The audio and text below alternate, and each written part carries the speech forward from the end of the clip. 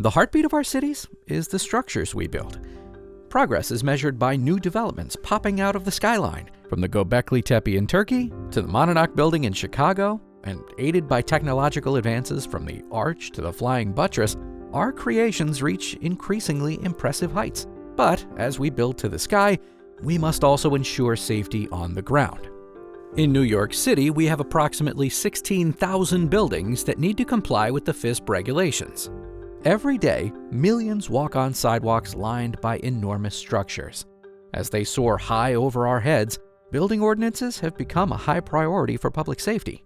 Regulations are often implemented in response to catastrophes. New Yorkers rely on ordinances like the Façade Inspection Safety Program, known as FISP, to regulate building safety. New York is only one of 13 cities with facade legislation, in a country with nearly 1,200 cities with buildings 12 stories or higher. This suggests the need for increased comprehensive regulations. The law was established in 1980 after a Barnard College student was killed by a piece of masonry that fell off the facade of a Columbia University building. This tragedy led to a communal endeavor toward public safety known as Local Law 1080. The original law required a visual inspection to be conducted every 5 years and reported to the New York City Department of Buildings for structures that were over 6 stories tall and within 25 feet from the sidewalk. Back then, the inspection would declare a building to be safe, unsafe, or precautionary. However, after a series of partial collapses in 1997 rose public safety concerns, the law adapted to meet the need for stronger oversight.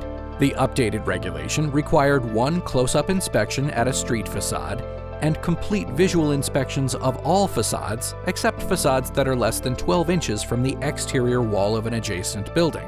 The most significant update was the elimination of the precautionary filing status. Under FISP, a building must be designated as safe, safe with a repair and maintenance program, or unsafe. Building owners are now required to post and maintain the building's facade condition certificate in the lobby in a manner similar to elevator certificates within 30 days of acceptance of the report. This is mandatory, even if the previous cycle has not been filed. A violation with a penalty of $500 can be issued every time the DOB visits the building if the exterior wall certificate is not posted. Effective February 21, 2020, the DOB now requires more comprehensive facade examinations and more detailed reporting requirements with increased descriptions of observations and photographic evidence of inspections. Physical inspection requirements have increased from a single scaffold drop or use of any other observation platform to examinations performed at intervals of not more than 60 feet along all exterior walls fronting public right-of-way. This means any wall that a member of the public can directly access, even if it is on private property. The DOB must be notified of any unsafe conditions, and all repairs must be addressed before the next inspection period. Despite improvements, the law still needs updating.